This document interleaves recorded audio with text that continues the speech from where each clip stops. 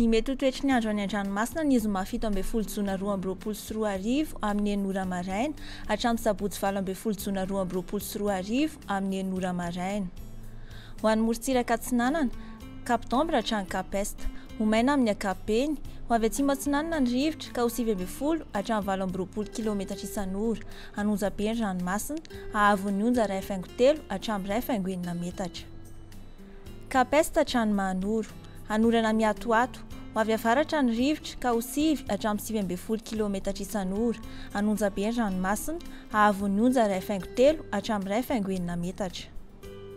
Mahanoro hatrany Tolagnaro, anorana tandrifin-drahona, ho avy avaratra ny rivotra ka ho 9 hatramin'ny 20 km isan'ora, hahatratra 7,30 km isan'ora indraindray, ho avy atsimo andrefana ka ho 9 hatramin'ny 20 km isan'ora, any atsimo Mananjary manomboka ny alina, anonjabe ny ranomasina, ahery indraindray manakaiky ny Tolagnaro, ahavon'ny onja 1,3 hatramin'ny 2,9 metatra, isy alin-drano avy atsimo. Tolagnaro hatrany Cap Sainte-Marie, ho lalovan'orana tandrifin-drahona, ho avy atsimo na atsimo andrefana ny rivotra ka ho 9 hatramin'ny 7,30 km isan'ora, ahery ny ranomasina, ahavon'ny onja 2,7 hatramin'ny 3,2 metatra, isy alin-drano antonony avy atsimo andrefana. Ho an'ny morontsiraka andrefana, Cap Sainte-Marie hatrany Cap Saint-Vincent, anorana tandrifin-drahona, ho avy andrefana na atsimo andrefana ny rivotra ka ho 9 hatramin'ny 20 km isan'ora, hahatratra 7,30 km isan'ora indraindray, anonjabe na ahery ny ranomasina, ahavon'ny onja 2,5 hatramin'ny 3,2 metatra, isy alin-drano antonony avy atsimo andrefana.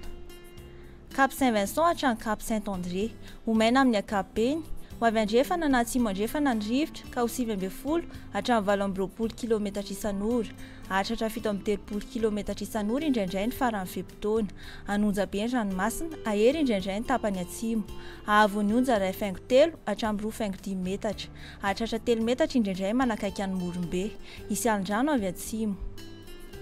Cap Saint-André hatrany Analalava, ibalika ny masoandro amin'ny ankapobeny, ho avy atsimo na atsimo andrefana ny rivotra ny maraina ka ho 9 hatramin'ny 20 km isan'ora, ho tony na adiny mpanonja ny ranomasina, ahavon'ny onja latsaky ny 8,4 metatra.